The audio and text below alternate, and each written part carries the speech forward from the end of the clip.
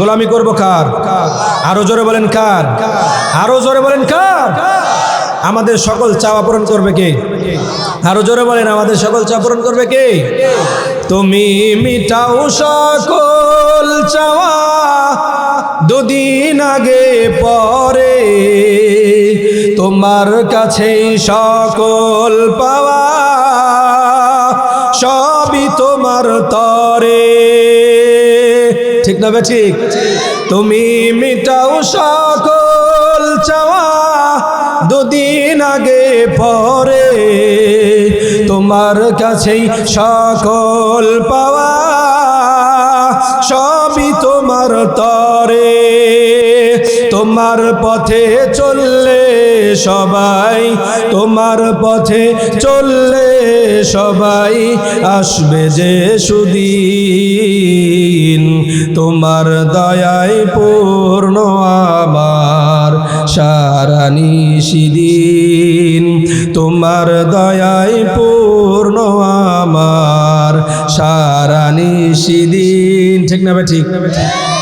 আল্লাহ তুমি দয়ার সাগর, আল্লাহ তুমি দয়ার সাগর, রহমানুর রহিম, তোমার দয়ায় পূর্ণ আমার সারা নিশিদিন, তোমার দয়ায় পূর্ণ আমার সারা নিশিদিন।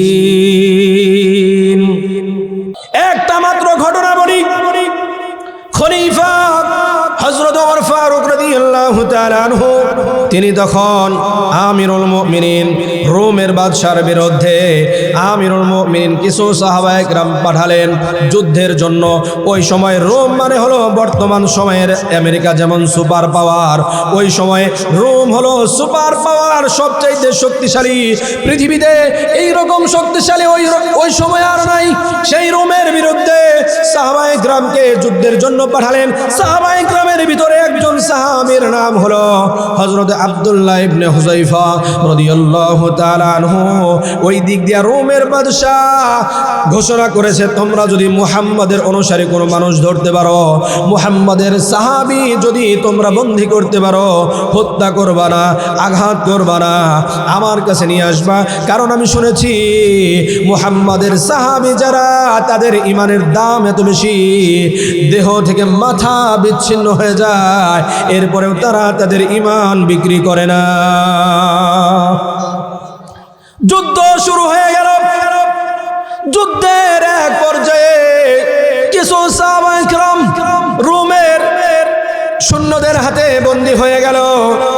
এই সাহাবীদেরকে ধরে নিয়ে রোম সম্রাটের সামনে দাঁড় করায়া রোমান সৈন্যরা বলে, ও রোমের বাদশাহ, ও বাদশাহ জাহাবনা, এই যে আপনার সামনে যাকে দাঁড় করাই দিয়েছে এর নাম হলো আব্দুল্লাহ ইবনে হুযায়ফা।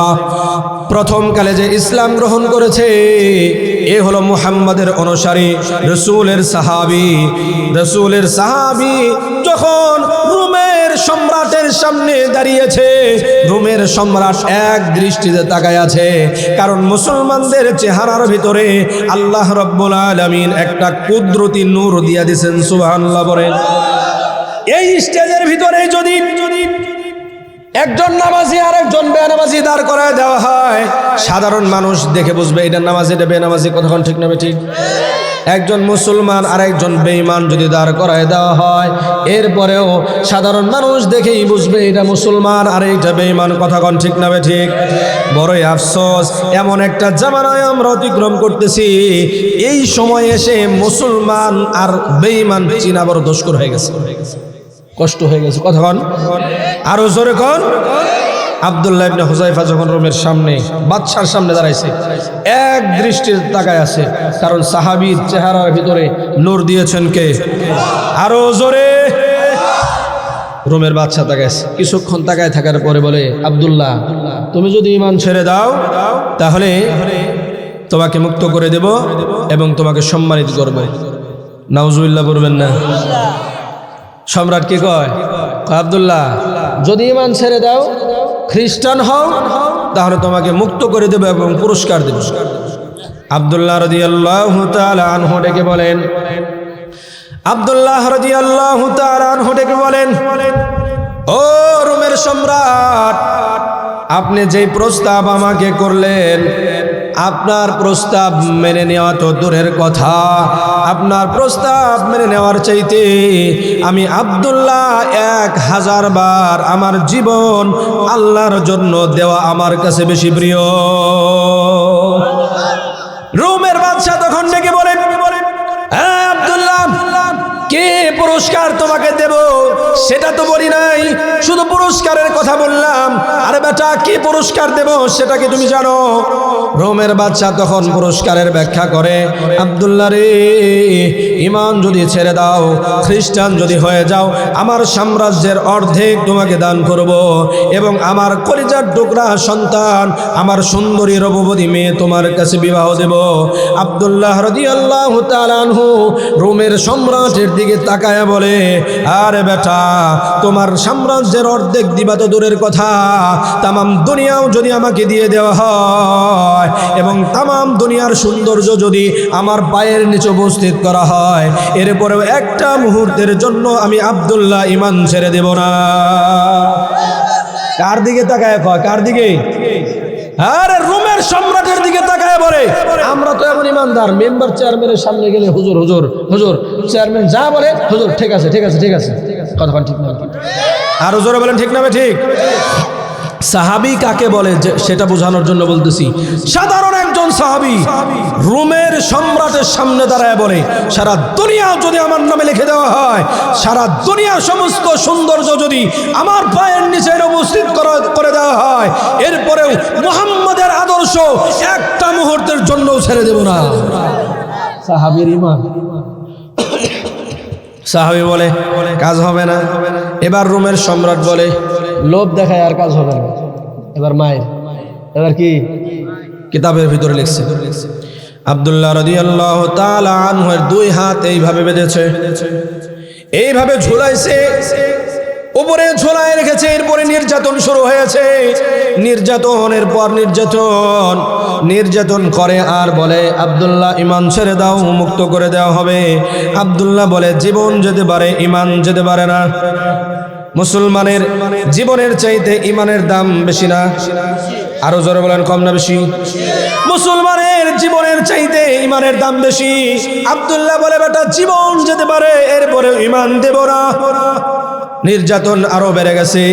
আব্দুল্লাহর এই ঘোষণার পরে রোমের সম্রাট বলে, হাত উপরের দিকে দিলে কাজ হবে না, হাত নিচের দিকে দিয়ে এবার পা উপরের দিকে দাও। পা উপরের দিকে দিয়ে ঝুলাইছে। এরপরে নির্যাতন শুরু হয়ে গেছে।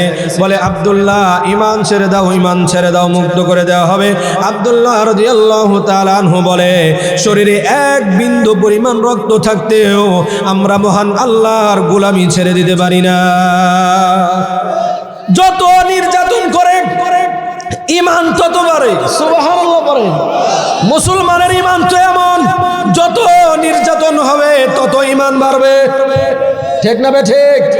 জবান খুলে বলো, ঠিক না বে ঠিক? আব্দুল্লাহ রাদিয়াল্লাহু তাআলা আনহু বলেন, এক বিন্দু পরিমাণ রক্ত থাকতেও ঈমান ছেড়ে দেব না। রোমের সম্রাট বলে, এই পদ্ধতিতে কাজ হবে না। আব্দুল্লাহকে ঘরের ভিতরে বন্দী করো। অন্ধকার প্রকোষ্ঠে বন্ধ করা হলো। সেই ঘরের ভিতরে কোনো খাবার নাই। 1 দিন 2 দিন 3 দিন পরে আব্দুল্লাহর খাবার দিয়েছে শুকরের গোশত। আপনারা বলেন, শুকরের গোশত মুসলমানের জন্য হালাল না হারাম?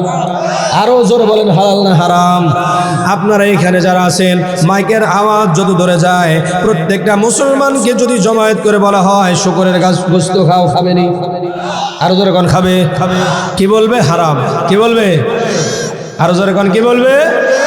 শুকরের গোশত খাও হারাম। ওয়াজ বসে থাকলে বলেন তো, সুদ খাওয়া কি? সুদ মুসলমানে খায়নি। শুকরের গোশত খাবে না, সুদ খাবে। হ্যাঁ, পার্থক্য আছে? কোনো পার্থক্য আছে? কেমন মুসলমান? শুকরের গোশত খাওয়া হারাম, সুদ খাওয়া হারাম, সেটা বুঝো না? ওইটা ঠিকই খায়, ওইটা ঠিকই খায়। ঠিক না বে ঠিক? শুকরের গোশত দিছে। 3 দিন পরে নির্যাতনের উপরে নির্যাতন, শরীর থেকে রক্ত ঝরেছে, শরীর দুর্বল হয়ে গেছে। এরপরে 2-3 দিন পরে যখন খাবারটা সামনে দিছে শুকরের গোশত, আব্দুল্লাহ ইবনে হুযায়ফা বলে, না খেয়ে মুসলমান পৃথিবী থেকে বিদায় হতে পারে, এরপরেও মুসলমান কখনো হারাম খেতে পারে না। হারাম ছেড়ে দিলেন, খাবার খাওয়া ছেড়ে দিলেন, রোজার নিয়ত করেছেন, রোজা থাকে, খাবার খায় না। 3 দিন 4 দিন 5 দিন করে করে যখন সময় পার হয়ে গেছে, বাদশাহ বলে, এইভাবেও তো আব্দুল্লাহর ঈমান নষ্ট করা যায় না। দ্বিতীয় আরেকটা পদক্ষেপ নিতে হবে। কি সেই পদক্ষেপ? ওই সময়ের সেরা সুন্দরী রমণী যুবতী নারীকে সুন্দর করে সুসজ্জিত করে অলংকার দিয়া সাজায়া, এরপরে অর্ধ উলঙ্গ করে আব্দুল্লাহ রাদিয়াল্লাহু তাআলা আনহুর কামরার ভিতরে ঢোকায় দেওয়া হয়েছে। ওই অর্ধ উলঙ্গ ওই নারী, যুবতী রূপবতী নারী ভিতরে ঢুকে দেখে দুর্বল শরীর নিয়া, যেই শরীর দিয়ে রক্ত ঝরেছে, দিনের পরে দিন যেই শরীর নির্যাতনের শিকার হয়েছে, ওই শরীর জানিয়া হযরত আব্দুল্লাহ রাদিয়াল্লাহু তাআলা আনহু মহান আল্লাহর সামনে নামাজে দাঁড়ায় আছে। আব্দুল্লাহ রাদিয়াল্লাহু তাআলা আনহু নামাজে দাঁড়ায় আছে। আরে মুসলমান, সাহাবায়ে কেরামের নামাজ কেমন আর আমাদের নামাজ কেমন? আমরা যদি নামাজে দাঁড়াই, নামাজে দাঁড়ায় ডানে কি হয় তাও বলতে পারি, বামে কি হয় তাও বলতে পারি, সামনে ঘড়িতে কয়টা বাজে এটাও বলতে পারি। আবার অনেক মুসলমান এমন আছে, নামাজে দাঁড়ায় দোকানের কমপ্লিট হিসাবটাও শেষ করে ফেলে, আছে না নাই? আরো জোরে বলেন, আছে না নাই? এইটা হলো আমাদের নামাজের অবস্থা। আর আব্দুল্লাহ ইবনে হুযায়ফা রাদিয়াল্লাহু তাআলা আনহু শরীর দুর্বল হয়ে গেছে, দুর্বল শরীর নিয়ে, খাবার নাই, শরীর থেকে রক্ত ঝরতেছে, এই শরীর নিয়ে নামাজে দাঁড়ায় আছে। আর ওই নামাজির পাশেই একজন সুন্দরী, ওই সময়ের সেরা সুন্দরী, যত অলংকার আছে সব পরাইয়া দিছে, এত সুন্দরী একজন মহিলা দাঁড়ায় আছে, খবর নাই কে আছে দাঁড়ায় আছে, কোনো খবর নাই। দীর্ঘক্ষণ অপেক্ষা করার পরে এই মহিলা, চরিত্রহীনা মহিলা, ব্যর্থ হয়ে ফেরত চলে গেছে, ঘর থেকে বের হয়ে গেছে, সম্রাটের কাছে চলে গেছে। সম্রাটের কাছে গিয়ে বলেন, ও বাদশাহ জাহাপনা, কার কাছে পাঠাইলেন? এটা কি একটা গাছ না একটা পাথরের টুকরা? তাই তো বুঝি না, নড়েও না চড়েও না। সুবহানাল্লাহ বলবেন না? কার কাছে পাঠাইলেন? নড়েও না চড়েও না, আমার দিকে তাকায়ও না, কেমনে চরিত্র নষ্ট করে? সম্ভব নাকি? সম্ভব? আরো জোরে বলেন, সম্ভব? মহিলা ব্যর্থ হয়ে গেছে। বাদশাহ বলে, এবার শেষ চেষ্টা, এবার লাস্ট। আব্দুল্লাহ ইবনে হুযায়ফা এত ঈমান শক্তিশালী, এত ঈমান, বাদশাহ তখন অর্ডার করলেন, যাও বড় একটা কড়াই নিয়ে আসো, আর কড়াইয়ের ভিতরে পানি গরম করো। পানি গরম করা হলো, আগুনের মাধ্যমে পানি গরম করা হলো। এই পানিগুলো যখন টকবক টকবক করে ফুটতে লেগেছে, ওই সময় সম্রাট বলে, এবার আব্দুল্লাহ এবং আরেকজন সাহাবীকে ধরে নিয়ে আসো। আব্দুল্লাহ রাদিয়াল্লাহু তাআলা আনহু এবং আরেকজন সাহাবী, দুইজনের কোমরে রশি বেঁধে, হাতে হ্যান্ডকাপ লাগায়া, পায়ে শিকল লাগায়া, এরপরে কড়াইয়ের কাছে নিয়ে এসেছে। আব্দুল্লাহ রাদিয়াল্লাহু তাআলা আনহু এর সামনে আরেকজন সাহাবীকে কড়াইয়ের উপর ছেড়ে দিয়েছে। গরম পানির উপরে ছেড়ে দিতে দেরি, সাহাবীর গোশতগুলো হাড় থেকে আলাদা হয়ে পানির নিচে চলে গেছে, আর হাড়গুলো খেরখোটার মতো উপরে ভেসে উঠেছে।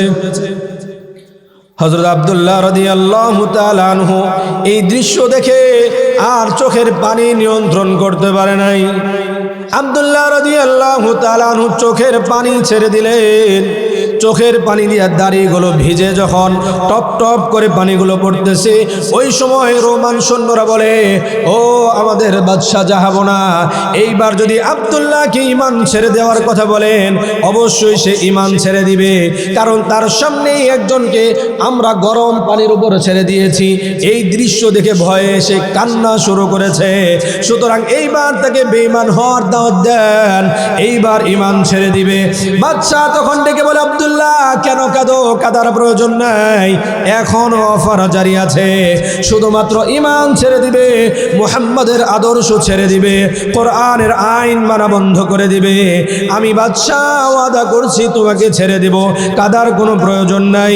আব্দুল্লাহ রাদিয়াল্লাহু তাআলা আনহু রোমের বাদশার দিকে তাকায়া বলে, ও রোমের সম্রাট, তুমি কি মনে করো আমি তোমার এই গরম তেলের ভয়ে কান্দি? তুমি কি মনে করো আমি এই কড়াইয়ের উপরে গরম পানির ভয়ে কান্দি? না না না, গরম পানির ভয়ে কান্দি না। আব্দুল্লাহ রাদিয়াল্লাহু তাআলা আনহু ওই সময় যে জবাব দিয়েছেন, দুইটা বর্ণনায় দুইটা কথা এসেছে। এক নম্বরে আব্দুল্লাহ ডেকে বলেন, গরম পানির ভয়ে কান্দি না, মৃত্যুর ভয়ে কান্দি না, আমি তো কান্দি সেই আফসোসে রব্বুল আলামিন আমার একটা মাত্র জীবন দিয়েছে। আল্লাহ তাআলা যদি আমার শরীরের পশমের সমপরিমাণ জীবন আমাকে দান করতেন, আমি সেই জীবনগুলো আমার আল্লাহকে খুশি করার জন্যে তোমার এই গরম তেলের উপরেই ছেড়ে দিতাম। একটা মাত্র জীবন, এই আফসোসে আমি কান্দি। একটা জীবন দিয়ে দিলেই শেষ হয়ে যাবে। আর একটা বর্ণনায় এসেছে, আব্দুল্লাহ রাদিয়াল্লাহু তাআলা আনহু ডেকে বলেন, ও রোমের সম্রাট, তুমি মনে করো আমি তোমার এই তেলের ভয়ে কান্দি, আমি মৃত্যুর ভয়ে কান্দি? না না না, আমি তো কান্দি এই কারণেই, আমার আগে আমার যেই বন্ধুকে তুমি গরম পানির উপর ছেড়ে দিয়েছো, এই লোকের সাথে সারা জিন্দগি আমার নেক আমলের প্রতিযোগিতা হয়েছে। সে 10 টাকা দান করলে আমি 12 টাকা করেছি, সে 1টা রোজা রাখলে আমি 2টা রেখেছি, সে 5টা রোজা রাখলে আমি 7টা রেখেছি। কোনোদিন নেক আমলের দিক দিয়ে আমাকে হারাইতে পারে নাই। কিন্তু শাহাদাতের মর্যাদার দিক দিয়া, শাহাদাতের মর্যাদার দিক দিয়া আমার দোস্ত আজকে আমাকে হারায়া দিয়া শাহাদাতের অমীয় সুদা পান করে আমার দোস্ত আমাকে রেখেই আল্লাহর তৈরি জান্নাতের মেহমান হয়ে গেছে।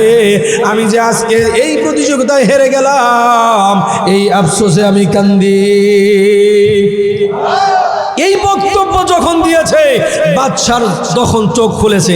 সারা দুনিয়ার সমস্ত চেষ্টা দিয়েও সাহাবায়ে কেরামের ঈমান নষ্ট করা সম্ভব?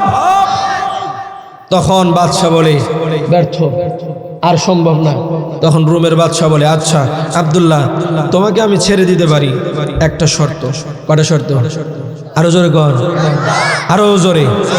একটা শর্ত। শর্তটা কি? তুমি আমার কপালে একটা চুমু দিবে, আমি তোমাকে ছেড়ে দেব।